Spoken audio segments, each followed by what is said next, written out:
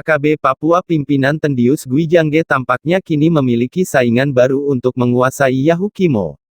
Baru-baru ini, muncul seorang pria mengaku sebagai jenderal kelompok kriminal bersenjata KKB, yang menguasai Yahukimo. Pengakuan pria tersebut direkam dan videonya disebar di media sosial.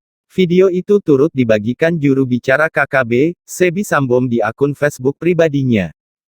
Dalam video itu, pria bernama Elkius Kobak menyampaikan pernyataan sikap kepada pasukan TNI Polri di Papua. Mulanya Elkius Kobak menyampaikan soal wilayah kekuasaannya di Yahukimo. Ia menegaskan, TNI Polri tak boleh memasuki wilayah tersebut. Siapapun tidak bisa intervensi wilayah saya, kata Elkius Kobak dalam video di kanal YouTube Suara Papua TV, Rabu, tanggal 9 Februari tahun 2022. Seperti dilansir dari Tribun Timur dalam artikel, Siapa Elkius Kobak? Tiba-tiba muncul klaim Panglima KKB Papua, tantang TNI Polri mencarinya di markas. Selain menetapkan wilayah kekuasaan, Elkius Kobak juga menyampaikan pertanggungjawaban terhadap sejumlah serangan dalam 1 tahun terakhir. Ia mengakui, serangan terhadap TNI Polri sejak tahun 2021 lalu di wilayah Yahukimo adalah ulah kelompoknya. Elkius Kobak membantah serangan terhadap TNI Polri dilakukan oleh warga sipil. Oleh sebab itu, ia menantang TNI Polri untuk berhadapan langsung di markasnya. Mulai dari tanggal 16 Agustus tahun 2021 sampai tanggal 6 Februari tahun 2022, yang melakukan penyerangan terhadap TNI Polri itu adalah saya dan pasukan saya. Maka itu, pihak TNI Polri jangan salahkan masyarakat yang tidak tahu apa-apa, kata Elkius Kobak. TNI Polri silahkan cari saya di markas kami, tambahnya. Selain Elkius Kobak, pernyataan sikap juga disampaikan anggota KKB di Yahukimo. Salah satu anak buah Elkius Kobak bahkan berani mengancam prajurit TNI Polri, di mana kami ketemu TNI Polri, di situ kami baku makan, katanya, kami siap lawan TNI Polri sampai Papua merdeka, tambahnya, di awal tahun 2022, KKB makin gencar melakukan serangan terhadap aparat yang bertugas di wilayah Papua. Terbaru, seorang prajurit TNI di distrik Sugapa ditembak di bagian paha hingga peluru tembus. Untungnya, korban tetap berada dalam kondisi sadar dan saat ini menjalani perawatan di RSUD Mimika, Papua. Sebelumnya, wilayah Yahukimo sering diteror oleh KKB Papua pimpinan Tendius Gwijangge. Pimpinan kelompok kriminal bersenjata KKB Papua tersebut diduga menembak mati 2 pekerja PT Indo Papua di Yahukimo, Minggu, tanggal 22 Agustus tahun 2021. Tak hanya menembak mati 2 pekerja bernama Rionaldo Raturoma dan Dedi Imam Pamuji, anggota KKB Papua juga membakar tubuh korbannya di dalam mobil. Kejadian tragis itu berlangsung di saat kedua pekerja pembangunan jembatan Sungai Braza, Kampung Kribun, Distrik Dekai, Kabupaten Yahukimo, Papua itu mengantar 3 warga sipil ke Kali Yegi.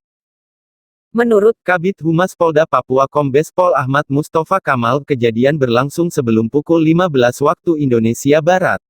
Pukul 15 waktu Indonesia Timur datang Kepala Desa Kiribun ke Kem Induk Indo Papua untuk memberitahu bahwa dirinya telah diberitahu oleh anak kampung Kiribun bahwa mereka melihat ada 2 orang yang dibakar bersama mobil di Kali Braza Jalan Gunung, tutur Kamal di Jayapura, Senin, tanggal 23 Agustus tahun 2021 pagi.